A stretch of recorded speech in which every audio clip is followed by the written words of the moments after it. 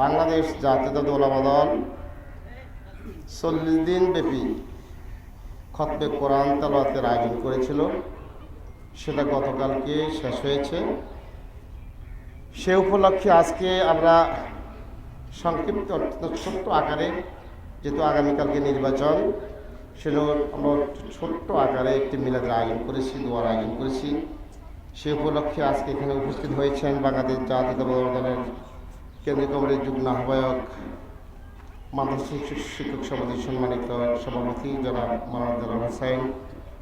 উপস্থিত আছেন বাংলাদেশ জাতীয়তাবাদী দলের কেন্দ্রীয় কমিটির অন্যতম সদস্য জনাব ডক্টর সলিমুল্লাহ। উপস্থিত আছেন আমাদের কেন্দ্রীয় কমিটির অন্যতম সদস্য জনাব মাওলানা আবু বকর চাকারি। উপস্থিত আছেন অন্যতম সদস্য হাফেজ মাওলানা শাহাদাত হোসেন। উপস্থিত আছেন মাওলানা রিয়াজুল ইসলাম। উপস্থিত আছেন ঢাকা মহানগরীর সংগ্রামী আহ্বায়ক জনাব মাওলানা হাফেজ